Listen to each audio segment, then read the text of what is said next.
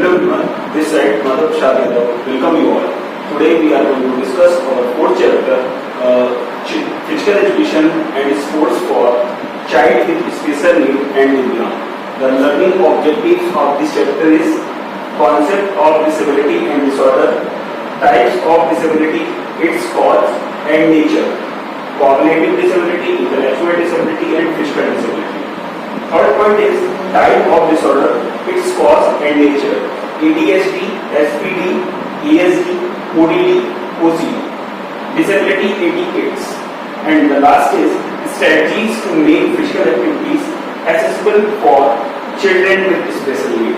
तो regarding this chapter हम लोग स्टार्ट करेंगे अपना पहला point concept of disability and disorder कि डिसेबिलिटीज क्या होती है और डिसऑर्डर क्या होते हैं।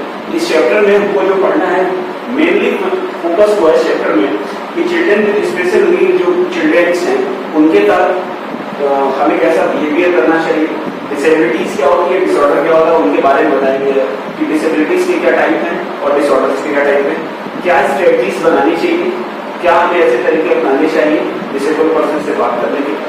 ये सारे जो पॉइंट्स हैं इसमें इस चैप्टर में एक दो पॉइंट्स और हैं पर करंट सिलेबस के अकॉर्डिंग आपके जो मेन पॉइंट हैं वो ये सभी पॉइंट्स को करंट सिलेबस में दिया गया है जो 2020 और 21 का सिलेबस है उसके अकॉर्डिंग ये पॉइंट्स हैं। तो हम लोग एक एक करके सारे पॉइंट्स को डिस्कस करेंगे, लेकिन अब सबसे पहले अपना टॉपिक स्टार्ट करेंगे concept of disability and disorder.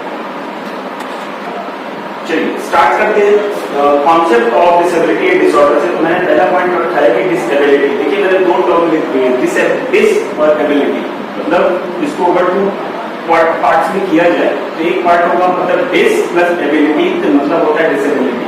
Dish का मतलब होता है कमी और एबिलिटी मतलब आपकी इफिशियंसी या हिंदी में क्या है तो आपकी योग्यता, मतलब आपकी योग्यताओं में कमी होना, मतलब रिडक्शंस होना फंक्शनल डिसेबिलिटी, फंक्शन एबिलिटीज का जो डेली लाइफ में हम लोग करते हैं उसको हम लोग बोलते हैं डिसेबिलिटी। स्टार्ट करने से पहले डिसेबिलिटीज के टर्म्स को डिफाइन करना चाहूंगा कि disability is impairment that may be the cognitive, developmental, intellectual, mental, physical और etcetera. It affects everyday activities of the individual to the considerable amount. It may be present in the individual from birth or occur during one's lifetime. Disability has a different meaning and the different societies of the world. Disability is an injury that restricts the functions of movement of individual. It is consciousness of an impairment of caused by the individuals. It can be said that it is essential for the medical condition, which does not permit of individual to perform any activity or movement in a normal way. Some definitions are, जैसे मैंने definitions लिख दी हैं कि disability is the reduction of functional ability to lead daily fruitful life. या according to WHO कि a disability is a restrictions or lack of functioning of ability to perform as individuals in the manner with the range of considered normal to human being. मतलब कोई भी ऐसा impairment जो cognitive भी हो सकता है, डेवलपमेंटल भी हो सकता है, इंटेलेक्चुअल हो सकता है, मेंटल हो सकता है, फिजिकल हो सकता है, सेंसरी हो सकता है और द कॉम्बिनेशन ऑफ दीज या इन सब का कॉम्बिनेशन हो सकता है। ये अफेक्ट करता है पर्सन की लाइफ की एक्टिविटी को और may be the present from birth और occur during the present lifestyle.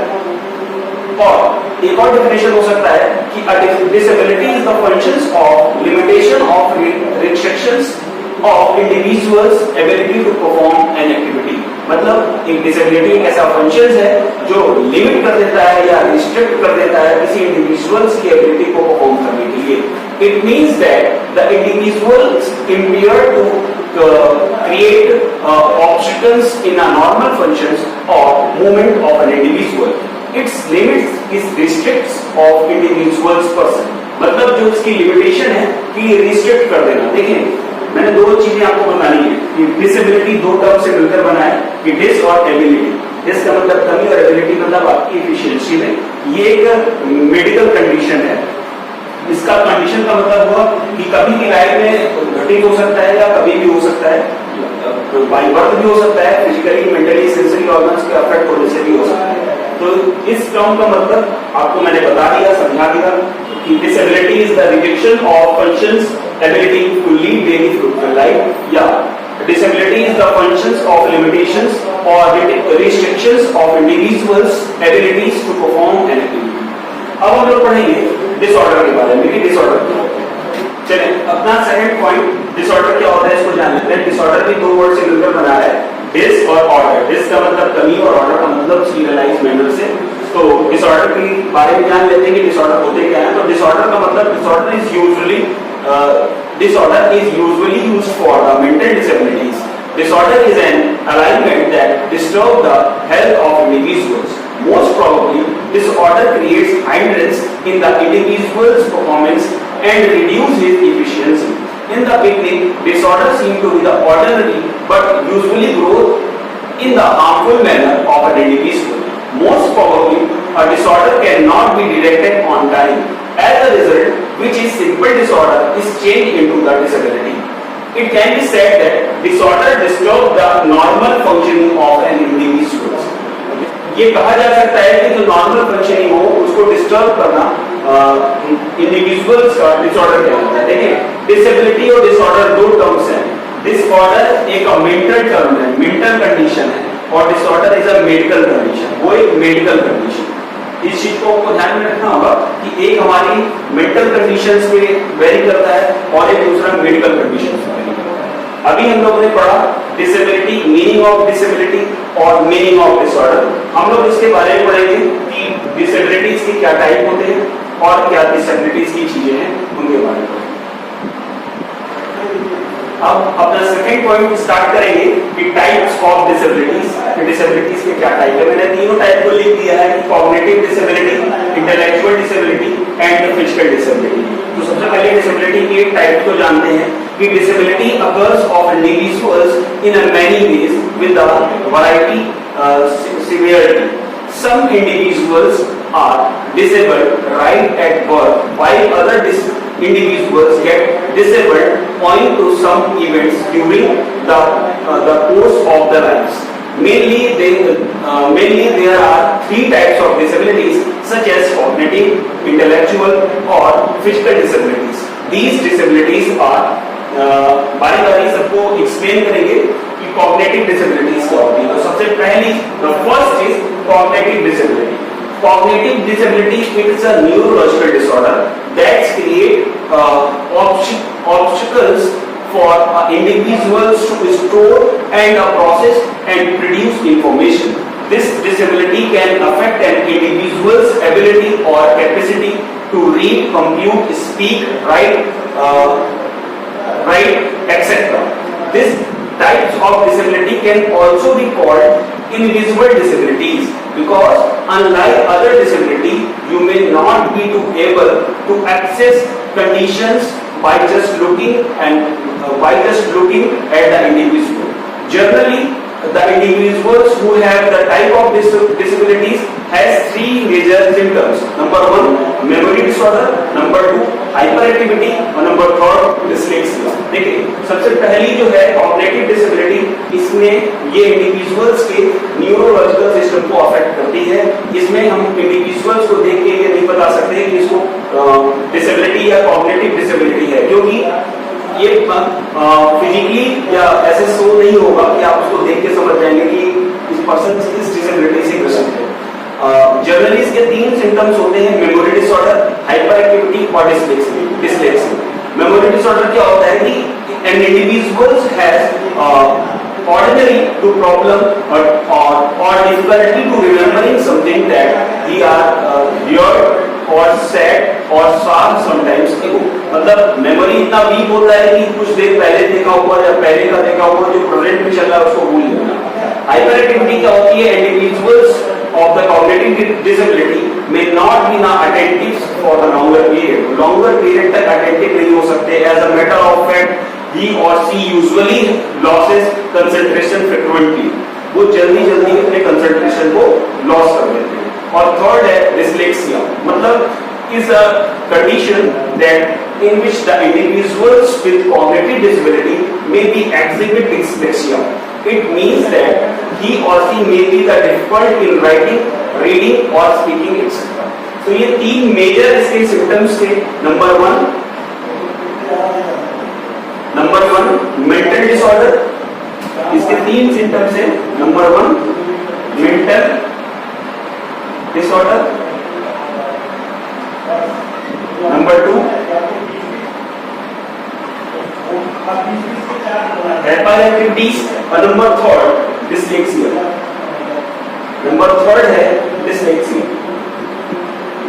तो ये मेजर तीन सिम्टम्स हैं जिसके थ्रू पता चलता है कि पर्सन्स को कॉग्निटिव डिसेबिलिटी है. नंबर 2 स्टार्ट करेंगे. Intellectual disability. Intellectual disability is disability categorized by the significant limitations both of the intellectual's functioning, just like reasoning, learning, problem solving, etc., and the adaptive behavior, which covers a range of everybody, everyday social or practical skills. This disability is related to the individual's thought process, communications, money, learning, problem solving and judgment. It also includes the psychiatric disabilities which is related to the individual's social disabilities such as behavior, emotions, thinking, etc. The intellectual disabilities begins from before the age of 18. देखिए intellectual disabilities क्या होती है. ये disability affect करती है हमारे reasoning, learning, problem solving ऐसी conditions को. ये अडैप्टिव और इंटेलेक्चुअल दोनों का कॉम्बिनेशन होता है जो कवर करता है हमारी सोशल एक्टिविटीज को जो हम डेली और प्रैक्टिकल स्किल्स के थ्रू सीखते हैं. ये डिसेबिलिटी रिलेट करती है थॉट और प्रोसेस से, कम्युनिकेशन से, मनी, लर्निंग, प्रॉब्लम सॉल्विंग और जजमेंट जैसी कंडीशंस पे. ये साइकियाट्रिक एबिलिटीज है, डिसेबिलिटीज है जो अफेक्ट करती है बिहेवियर को, इमोशंस को और थिंकिंग प्रोसीजर को. At the beginning of 18 age ऐसा देखा जा सकता है. इसके सिम्टम्स इस तरह से पता चल सकता है कि पर्सन इंटेलेक्चुअल डिसेबिलिटी से ग्रसित है, बोल सकते हैं. The last one is physical disabilities. देखिए फिजिकल डिसेबिलिटीज को क्लियर होगा कि फिजिकल इंपेयरमेंट होना इंडिविजुअल में फिजिकल डिसेबिलिटीज कहलाता है. लेकिन फिर भी बताया जाता है कि the physical disabilities as a limitations of individuals physical functioning just like mobility और stamina. Other impairments such as respiratory disorder, blindness और sleep disorder which limit other effect of disturb the life are also to include the physical disabilities, physical deficiency or mobility impairment or sensory impairment. Physical disability may be either to mobility impairment or sensory impairment. Mobility या motor deficiency is related to the spinal cord using the paralysis to some or all time the limbs or hands or leg. Number 2 हो सकता है it may be also to related to brain damage which may be occurs before the birth, during or after the birth or after a stroke. Sensory impairment जो होते हैं वो relate करते हैं individuals के विजुअल्स और हियरिंग इंपेयरमेंट को. In simple word we can say that the physical disability is one of that affect the person's mobility. Clear. तो थर्ड वन था फिजिकल डिसेबिलिटी, मतलब ये फिजिकली फंक्शनिंग को और मोबिलिटीज को और स्टेमिना को ऑब्स्ट्रक्ट करता है या लिमिट करता है. इसके दो टाइप होते थे, मोटर डिसेबिलिटी और सेंसरी डिसेबिलिटी या सेंसरी इंपेयरमेंट और मोटर इंपेयरमेंट. मोटर इंपेयरमेंट में स्पाइनल कॉर्ड से रिलेटेड प्रॉब्लम हो सकती थी और सेंसरी में हमारे सेंसरी ऑर्गन्स जैसे सुनना और देखने से रिलेटेड. तो इस तरीके से हम लोग ने टाइप्स ऑफ डिसेबिलिटी पढ़ा. उसके 3 टाइप थे. नंबर 1 कॉग्निटिव डिसेबिलिटी जिसके सिम्टम्स थे mental disorder, hyper activity, dyslexia. Intellectual disability में क्या होता था, काउंटिंग और कम्युनिकेशन से रिलेटेड प्रॉब्लम्स होती थी. नंबर 3 होता था फिजिकल डिसेबिलिटी. हम कह सकते हैं that affect the persons ability और mobility is known as physical disabilities. 2 type के इंपेयरमेंट होते थे, सेंसरी और मोटर. मोटर इंपेयरमेंट में क्या होता है कि हमारे स्पाइनल कॉर्ड से रिलेटेड प्रॉब्लम्स होती है और सेंसरी में क्या होता है हमारे विजुअल और हियरिंग रिलेटेड प्रॉब्लम्स होती है. अब हम लोग जानेंगे कि कॉज ऑफ डिसेबिलिटीज क्या है, कि डिसेबिलिटी होती ही क्यों है, डिसेबिलिटी के कारण क्या है। अब स्टार्ट करते हैं कॉज ऑफ डिसेबिलिटी। डिसेबिलिटीज के क्या कारण हैं? मैंने कुछ कॉजेस लिख दिए हैं, जैसे genetic cause, poverty, mental health problem, accident, infectious disease और मलन्यूट्रिशन। तो बारी बारी सबको एक्सप्लेन करेंगे और आप अपने वर्डिंग के अकॉर्डिंग लिख सकते हैं उसको, लेकिन मटेरियल आप कह सकते हैं कि जो कॉज है या उससे रिलेट होने चाहिए, अदर नहीं होने चाहिए, आप अपने वर्डिंग के अकॉर्डिंग लिख सकते हैं। नंबर फर्स्ट है genetic cause. Some disabilities are known to be the inherited, such as the spinal muscular atrophy or muscular dystrophy। मतलब ये disabilities जो हैं ये जेनेटिक होती हैं। Abnormalities in genes or genetic inheritance caused by the intellectual disabilities in a children. Sometimes disease, illness or overexposures of X-ray may be the cause of genetic disorder।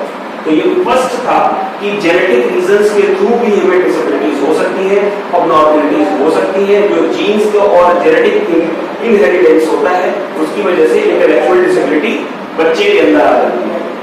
Number second point है पुवर्टी। Poverty is one of the major causes of disabilities because it is seen that the poor persons are the most vulnerable to difficulties or disabilities because they live. It's seen that the poor persons are the most probably in affect the disabilities because they live and work the unsafe environment with the poor sanitation. They don't have good living conditions. They usually have a little access of education, safe drinking water and the proper nutrition. Owing to these conditions, they fall prey to such disease and lead them disorder or disabilities.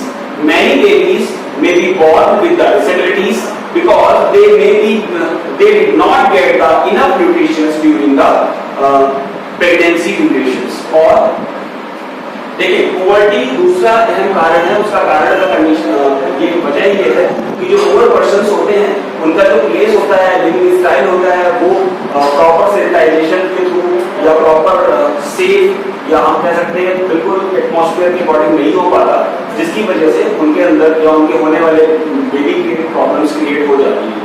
जैसे हम ये कह सकते हैं कि proper safe drinking water का ना हो पाना, प्रॉपर न्यूट्रिशन का ना मिल पाना, लिटिल एक्सेस ऑफ एजुकेशन, ये सारे कॉजेज हैं जो पुअर्टी की वजह से प्रेगनेंसी के ड्यूरेशंस में चाइल्ड को नहीं मिल पाते और प्रॉपर न्यूट्रिशन ना मिल पाने के कारण कंडीशंस में बच्चे के अंदर डिसेबिलिटीज की कंडीशंस बन जाती हैं।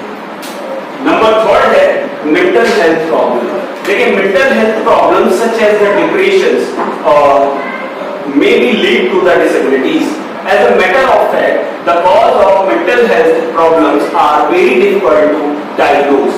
They tend to be some of most misunderstood disabilities। देखिए एक स्ट्रेस जो है ना, स्ट्रेस या डिप्रेशन ये बहुत अफेक्ट करता है हमारे इंडिविजुअल्स को या हर इंडिविजुअल्स को, और ये कॉज भी हो सकता है डिसेबिलिटीज का, क्योंकि मेंटल हेल्थ प्रॉब्लम होती है वो बहुत डिफिकल्ट होती है डायग्नोस होने में, और जब तक ये कंडीशंस पता चलती है तब तक पर्सन डिसेबल हो ही चुका होता है।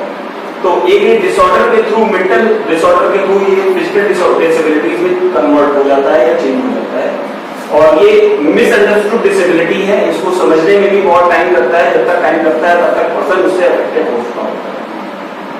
The next is accident. देखिए एक्सीडेंट क्या है, क्लियरली है कि nowadays life is a fast and the accident may be the occur anywhere, any time और anywhere. These accidents may be happen to workplace or road or in a air. These accidents may be lead to the disabilities। देखिए कोई भी generally आज की date में अगर accidental होते हैं या एक्सीडेंट के थ्रू चोट लगती है, वो भी एक डिसेबिलिटीज का रीजन है। Next one is infectious disease. Infectious disease में also be the cause of disability. If the immunity power of the child is low, then he becomes to fall to sick or contact or more serious illness. If a child is not immunized well, he become fall to infectious disease like the mumps, which can be caused hearing impairment or polio.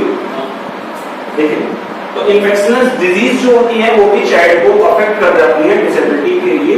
अगर child का immunity level अच्छा है तो इन infections disease से तो वो आगे बढ़ जाएगा, बट अगर वो वेल इम्यूनाइज नहीं है तो child become fall in the infections disease, जैसे कि मम्स या हियरिंग इम्पेयरमेंट हो जाना, पोलियो की डिजीज हो जाना। नेक्स्ट हो सकता है मलन्यूट्रिशन। मलन्यूट्रिशन क्या है कि malnutrition is the another significant cause of disabilities. देखिए ये सबसे इंपॉर्टेंट पॉइंट होगा, specially in our country, if a child does not get a proper or appropriate nutrition, he may be the physically weak. Even the deficiency of calcium lead to the malformations of bones, or deficiency of iodine may be the damage the growth of the body. Similarly, the deficiency of vitamin A may be the cause of the blindness of the individuals or the children. Deficiency of vitamin B12 may be the lead of the loss of the memory and the cause of the paralysis. तो malnutrition एक सबसे essential point होगा disability के लिए हर individual का, क्योंकि बहुत सारे विटामिन्स और मिनरल्स हैं जिसकी डिफिशियंसी होने की वजह से बॉडी में ग्रोथ का डेवलपमेंट रुक जाएगा। जैसे मैंने भी बताया आपको कि विटामिन ए की कमी से ब्लाइंडनेस की डिजीज हो सकती है, विटामिन B12 हमारी मेमोरी लॉस और पैरालिसिस जैसे सिम्टम्स को क्रिएट कर देता है। तो मलन्यूट्रिशन हमें प्रॉपर ऐसा न्यूट्रिशन चाहिए होगा जो हमारे सभी ग्रोथ और डेवलपमेंट को देखते हुए या हमारे बॉडी के इम्यूनिटी लेवल के लिए प्रॉपर बना रखने के लिए हमारे को हेल्दी रखने के लिए चाहिए। तो एक न्यूट्रिशन भी इंपॉर्टेंट रोल प्ले करता है। और भी आपकी बुक में कुछ पॉइंट्स होंगे, आप बुक के पॉइंट्स को अपने अकॉर्डिंग पढ़ सकते हैं। मैंने जो इंपॉर्टेंट 5-6 पॉइंट्स थे मैंने आपको बता दिए। नंबर 1 था जेनेटिक कॉज, नंबर 2 था पुबर्टी, नंबर 3 है मेंटल हेल्थ प्रॉब्लम, नंबर 4 है एक्सीडेंट, नंबर 5 है इन्फेक्शियस डिजीज और last one is the malnutrition. तो इस वीडियो में हम लोगों ने डिसेबिलिटी एंड डिसऑर्डर के बारे में जाना, उसके बाद कॉज ऑफ डिसेबिलिटी जाना। नेक्स्ट वीडियो में हम लोग डिसऑर्डर के बारे में जानेंगे कि डिसऑर्डर क्या होते हैं और डिसऑर्डर के कॉज क्या थे, सिम्टम्स क्या थे, इन सब के बारे में।